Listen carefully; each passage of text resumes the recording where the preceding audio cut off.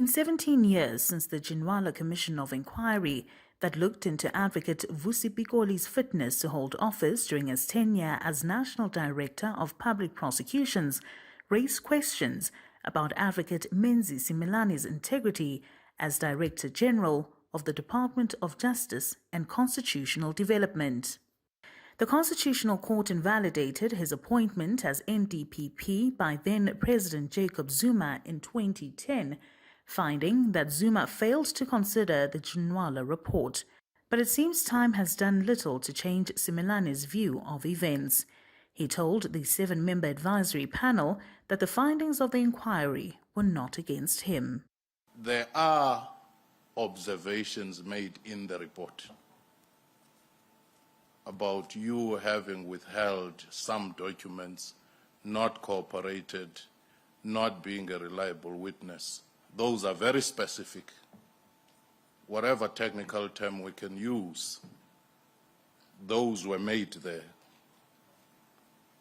And you would have said, let me challenge that particular aspect in the report because it impugns your own integrity. Would that not be the case? You're wrong on a number of fronts, Professor Filin.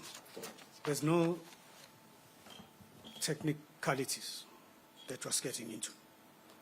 And I resist your temptation to want to avoid the issue because I want to make these issues that Dr. Ginwala raised an issue for you as this panel to think about. So I'm not going to accept your characterization of the issues I want to raise as technical issues. I'm not going to accept that.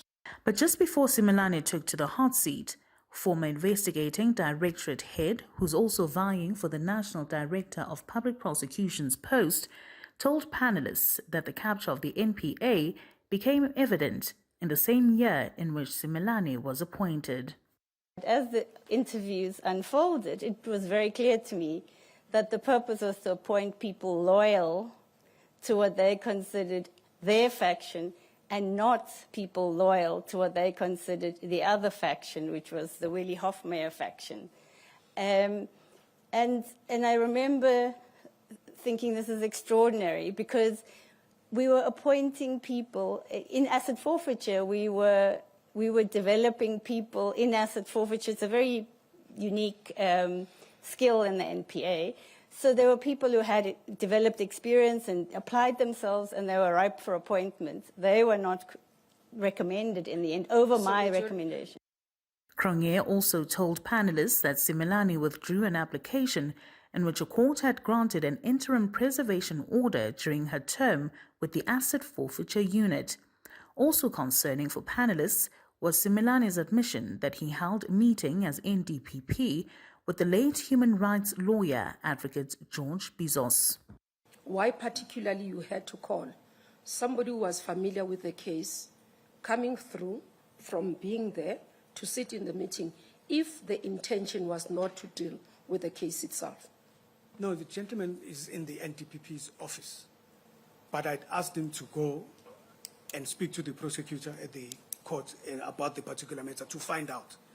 No, but you are changing your versions. The panelists are now tasked with deliberating on the suitability of the candidates and will then make a recommendation to President Cyril Ramaphosa. For Newzroom Afrika on Channel 405, I'm Zoleka Qodashe in Pretoria.